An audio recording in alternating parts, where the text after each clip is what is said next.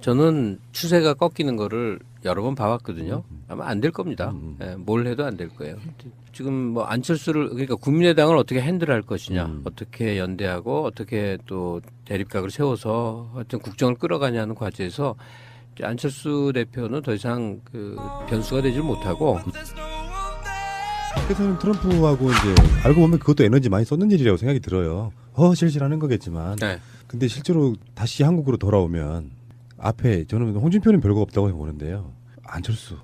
그러니까 안철수가 갖는 의미가 정말 꼴보기 싫은데 협조도 구해야 되는 대상인 경우 있잖아요. 사인간에도 그런 경우 있거든요. 저 거래처 사장 정말로 만나기 싫고 막 쟤 망했으면 좋겠는데 제가 도와줘야만 내가 돈을 벌어. 그런 상황에서 어떻게 해야 됩니까? 근데 안철수에 대한 속마음을 얘기하면 한국어로 하기가 좀 그래요. 개탄스럽다. 연민 같은 건데 깜냥이 안 된 사람이 이제 이것저것 다른 분야에 성공해갖고 이제 권력까지 갖고 싶어서 여기까지 오다 보니 참 이상한 모습인데, 이거는 문 대통령이 유엔 총회 연설을 가기 전에 전화로 거의 이제 사정을 했다는 거예요. 대통령이. 그리고 결과론적으로는 하여간 인준안 통과가 됐어요. 예. 대법원장 통과는 작은 의미가 아니거든요. 매우 상당히 큰 의미일 거예요. 좀 사람들이 모르는 게 있는데, 심재환이나 이정희 같은 사람들이 옛날 같으면 다 저기서 떨어집니다. 마지막 그 1차 되고 사법고시 1차 되고 2차 되고 마지막 인터뷰에서 다 떨어지는 거예요. 근데 DJ 집권 딱 하고 운동권 출신들 사법고시 다 뽑았거든요. 그러면서 지금 사법부에 그래도 건강한 사람들이 포진해 있는 건데, 하물며 대법원장이 그런 시각 갖고 있으면 기대해도 좋을 것 같아요. 더구나 12년 할 거거든요. 첫 임기 6년. 한 번 더 하면 12년이에요. 그러니까 입법부는 뭐 말할 것도 없고, 정세균은 구렁이지. 예. 정세균은 자유한국당 만세 그래도 믿어도 된다니까요. 예. 그러니까 거기는 확실하고. 지금 무슨 얘기하다가 여기까지 흘러왔잖아요. 할 얘기가 있었는데. 예, 안철수 얘기인데요. 예. 그러니까 안철수 현실적으로 인정해야 되는 사람인데. 네, 아니 그런데 문제는 안철수하고 대통령이 잘 지내는 게 문제가 뭐가 있냐면, 안철수가 과연 당 장악력이 있냐 했을 때 지금까지 검증된 거 보니까 그냥 껍데기 저기 아니에요. 대표 아니에요. 그때 방송으로도 우리가 말씀드렸죠. 안철수의 엄청난 패배다라고 보는 게 맞죠. 예, 그래서 뭐 서울시장 나올 것 같지 않아요? 서울시장 나올서 떨어짐으로 해서 정기현태로 이어지는 그림. 저는 서울시장 안 나간다고 보는 쪽이고요. 보궐선거를 나갈 것이다, 국회의원. 거기 노원에 또 다시? 아니요. 거기는 법적으로 불가능해요. 예. 노원병은 법적으로 불가능하고 성파 정도가 명분이 있다니까요. 최명길 자기당 지역구이기 때문에. 근데 뭐 예언은 좀 섣부르지만 어디 뭘 해도 안 될 것 같은데요. 네. 지역구 나와도 서울시장 나와도 그러니까. 그 마음의 신망이란 게 있어요. 근데 안 될 거예요 아마. 근데 안철수의 심리 분석을 좀만 해보면 어떤 느낌이냐면은 정말 전형적인 그런 과예요. 뭐가 잘 되면 내가 잘해서고, 뭐가 못 되면 잠깐 운이 없을 뿐이야 생각하는. 그 당시에 왜 김명수 대법원장 후보자 인준이 됐을 때 자기 속마음은 겉으로 다 드러났잖아요. 반대한다고. 그런데 그거를 이제 자율투표라는 이름으로 지금 했었는데, 막상 인준되니까 우리 당 사람들이 도와서 했다 이런 식으로 이렇게 바로 치환시키는 걸 보면서, 저 사람은 저것밖에 안 되는구나. 그러니까 어느 순간에 자기가 내 한계가 어디까지인가를 깨닫는 순간이 바로 정계에 은퇴하는 순간인데, 네. 그게 이제 지금까지는 쉬웠어요. 예를 들어서 노원병에 나오는 것도 어떤 사회적 허명 이런 것들이 작용을 했다고 쭉쭉쭉 보면 결론적으로 자기의 이름값으로 선거에 나가가지고 한번 떨어져 봐야 그때서 한번 느낄 겁니다. 자기가 어떤 한계를. 저는 추세가 꺾이는 거를 여러 번 봐왔거든요. 아마 안 될 겁니다. 예, 뭘 해도 안 될 거예요. 지금 뭐 안철수를, 그러니까 국민의당을 어떻게 핸들할 것이냐, 어떻게 연대하고 어떻게 또 대립각을 세워서 하여튼 국정을 끌어가냐는 과제에서 안철수 대표는 더 이상 그 변수가 되질 못하고 소위 대주주들, 박지원, 정동영, 천정배, 그리고 뒤에 또 몇 명 있겠죠. 뭐 김한길 뭐 등등 뭐 좀 작용을 하겠죠. 하여튼 그런 실제 대주주들하고 전병헌 씨가 엄청나게 얘기를 해야 되겠죠. 예, 전병헌이 다 그건 해야지. 대통령한테 그거 하라고 그러겠어요? 아니면 임종석이 하겠어요? 그럴 일은 아니지. 어쩌면 지금 이 추석의 민심이라는 게 어느 날 갑자기 푹 꺼지거나 푹 올라가거나 이러진 않잖아요. 네. 이 추석 민심이 사실은 내년 지방선거까지도 영향을 끼친다고 보거든요. 아니 그러니까 새 정권이 등장해서 국민들이 언제까지 지켜보고 그러냐는데, 이제 문 대통령의 과제는 너무 선명하게 이제 2대 과제가 등장한 거예요. 하나는 안보죠. 도대체 북핵 문제를 어떻게 핸들해서 전쟁이 눈앞에 가시적인 상황에서 사람이 살아가는 건 이건 말이 아닌 거거든요. 한두 해에 걸리진 않겠지만, 그러니까 한반도 지역 안정 이게 이제 문재인 대통령의 최대 과제가 돼버렸어요. 원래는 그거 아니었어요. 그러니까요.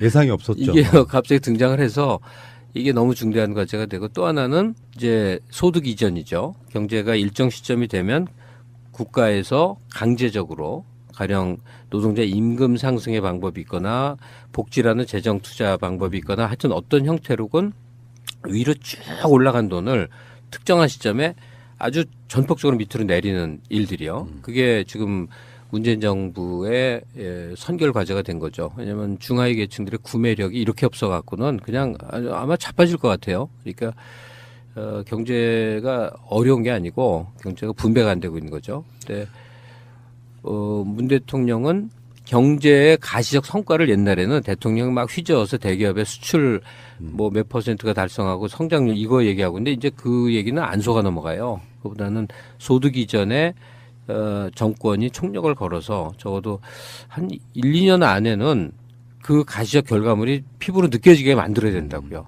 지금 근데 도대체 하나도 안 움직이는 것 같은 느낌이 들지 않아요? 그쪽으로?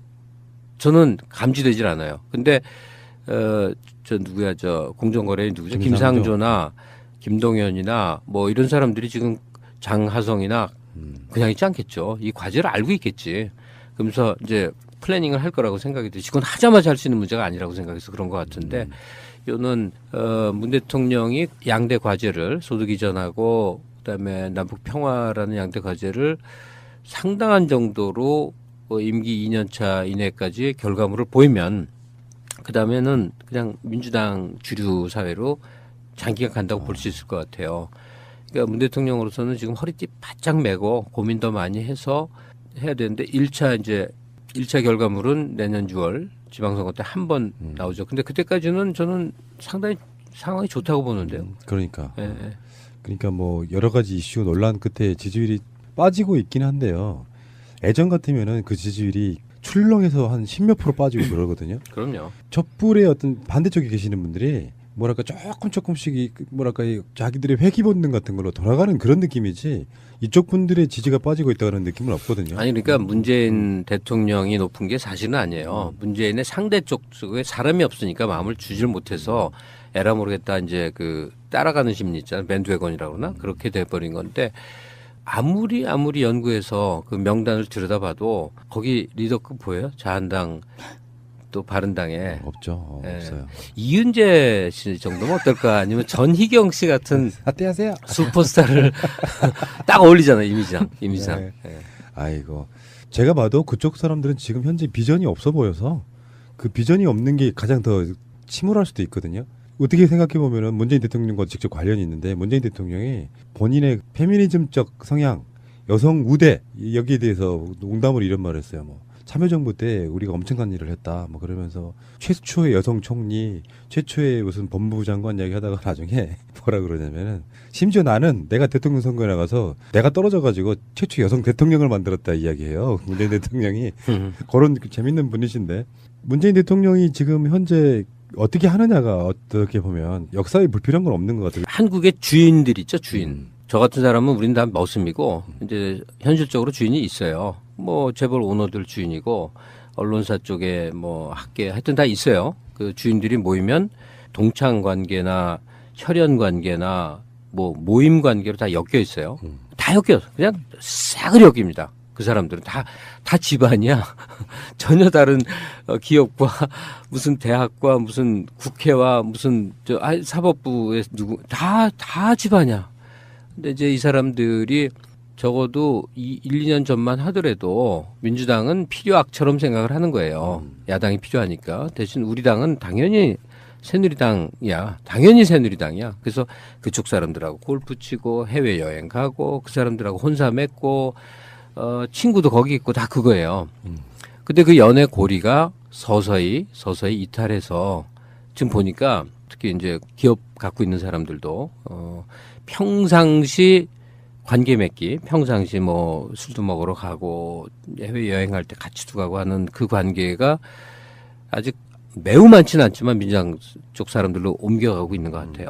예. 그리고 문 대통령도 바로 그런 환경, 한국의 주류 사회와 접목이 안 될 수가 없어요. 접목되면 막 손가락질하고 이제 진보 지식인들이 엄청 비판을 할 텐데 적어도 한국 사회를 한 단계 올려놓는 정도만 하면 혁명이 아니라 한 단계만 올려놓고 다음을 본다고 하면 문 대통령의 그런 보수 행보는 거의 뭐 불가항력적이라고 보는데 예. 한국의 소위 주인들, 오너들이 민주당과 청와대와 본격적인 교류 이런 걸 하고 있는 국면 아닐까 생각이 들어요. 미래를 본다 그랬잖아요. 주자들이 없으니까 거기다 투자를 못 해요. 5년 기다리면 되거든요. 근데 누가 될지 미래에 대한 불확실성이 있는 집단에다가 투자를 하느니 차라리 좀 건강한 보수에게 투자를 하겠다요. 괜찮으면 그게 주류의 어떤 흐름이 돼버린다고 하면 문재인 대통령이 정치하는 건 훨씬 쉬워지겠죠. 매출 한 5조짜리 기업 오너인데 내가 홍준표랑 놀겠냐고. 미래가 없거든. 미래가 없는데 투자 안 해요. 안철수 대표도 미래 있다고 생각해요. 뭐 그건 뭐 사람마다 다를 수 있겠지만 웬만하면 민주당이 유력한 사람들하고 인연을 쌓으려고 했죠. 예. 우리들 마음을 움직이는 거랑은 다르게 주류 사회가 어떻게 움직이느냐가 중요하다 이런 말씀 같이 전 들립니다.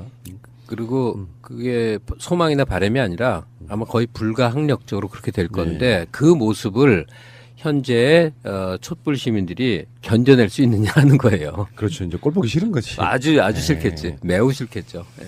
이런 얘기를 왜 하냐면요. 예. 저는 일생을 변두리에서 살았고 제 삶의 환경도 그런데 막 커피 얘기를 하면 갑자기 상류 사회가 되고 또 제가 좋아하는 이런저런 취향을 얘기하면 갑자기 하이소사이어티로 간주되는 게 있어요. 그럼 굉장히 재밌거든.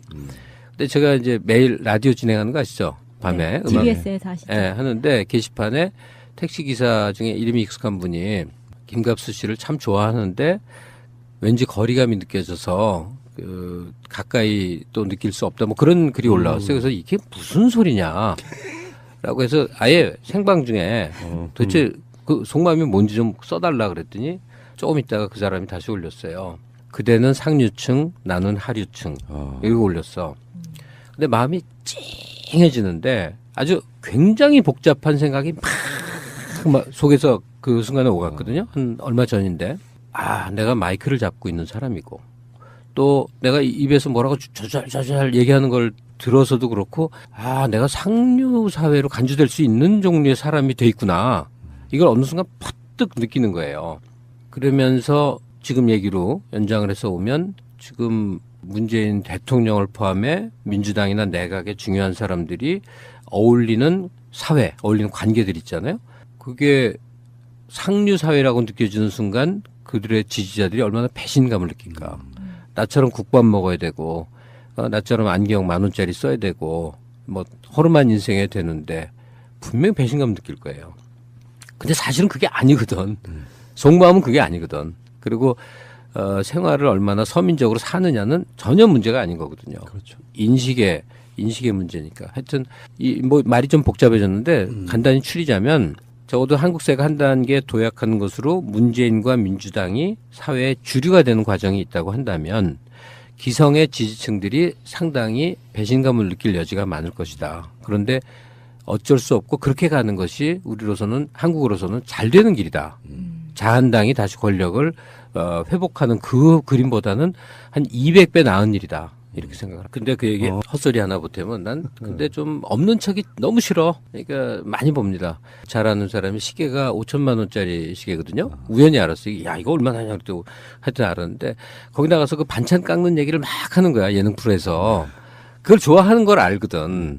그러니까 없는 척과 못난 척이 한국에서는 인간적인 것으로 그렇게 됩니다. 근데 나는 너무 싫어.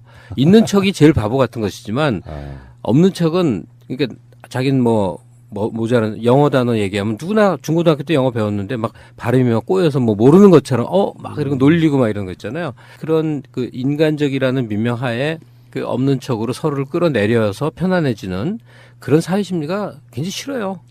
네. 그걸로 가지고 이제 공격도 하고 막 그러니까 뭐 예를 들어서 특히 우리 푸나님 같은 경우에는 저러다가 뭐 너가 여의도 들어가고 싶어 저 그러는 거지 막 이제 이런 댓글이 달리면 나 여의도에서 봤거든. 엄청 싫어하세요. 그러면 그냥 담백하게 돼야죠. 아. 그래 내가 시간이 좀 바쁘긴 한데 국회의원 시키면 뭐 한번 하지 뭐. 그러니까 아니 그러니까 이게 약간 좀 사실은 정치한다고 해서 누가 뭐라고 할 수 있는 상황도 아니에요. 말하자면 아무런 어때?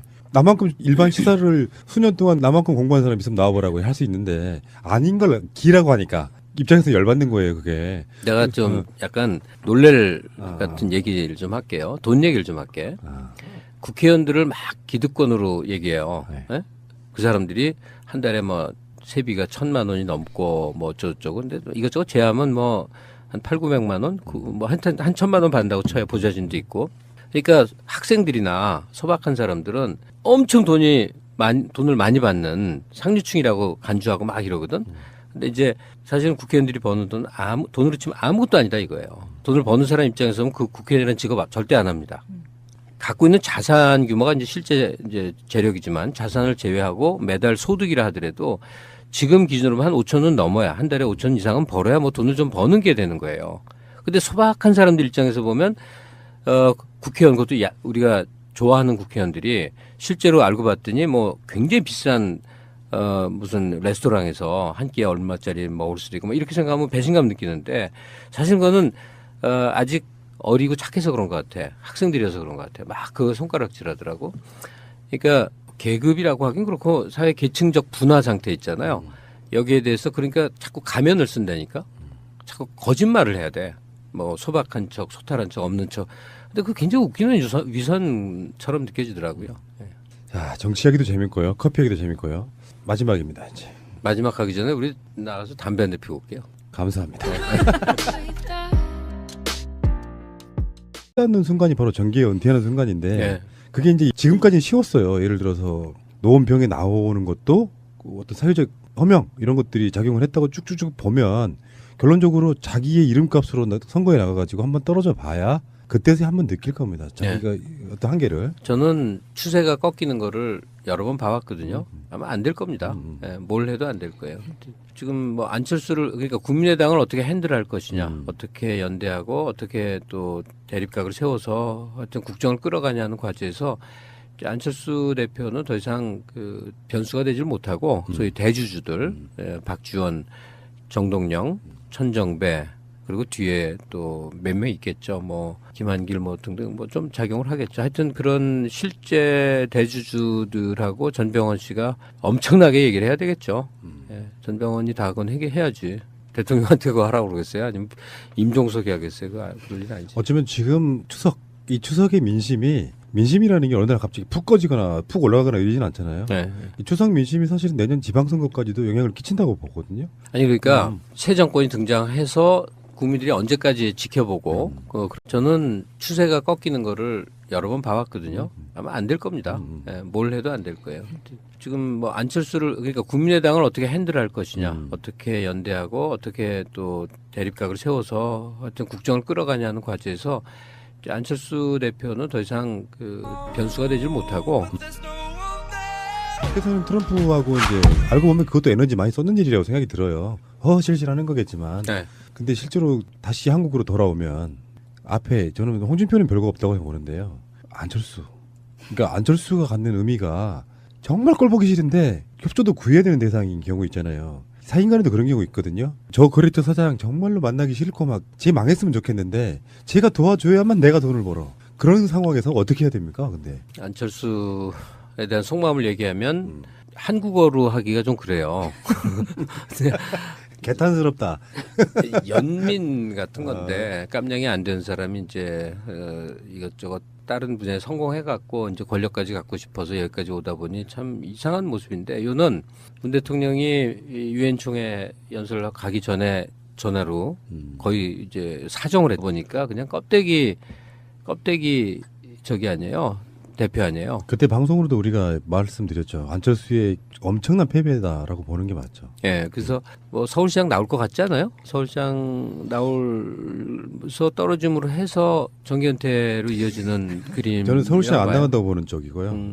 보궐선거를 나갈 것이다 국회의원. 거기 노원에 또 다시? 아니요. 거기는 성파, 법적으로 불가능해요. 예. 노원병은 법적으로 불가능하고 성파 정도가 명분이 있다니까요. 최명길 자기 당 지역구이기 때문에.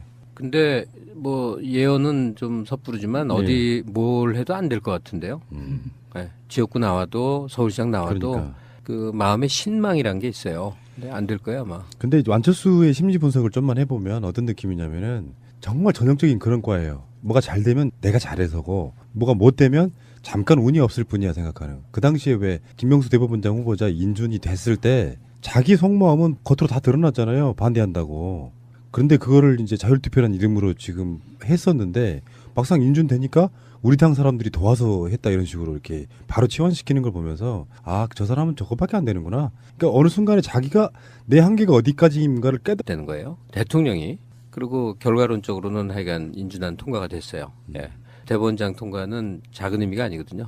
매우 그렇죠. 매우 상당히 큰 의미일 거예요. 좀 사람들이 모르는 게 있는데 심재환이나 이정희 같은 사람들이 옛날 같으면 다 저기서 떨어집니다. 마지막 그 1차 되고 사법고시 1차 되고 2차 되고 마지막 인터뷰에서 다 떨어지는 거예요. 근데 DJ 집권 딱 하고 운동권 출신들 사법고시 다 뽑았거든요.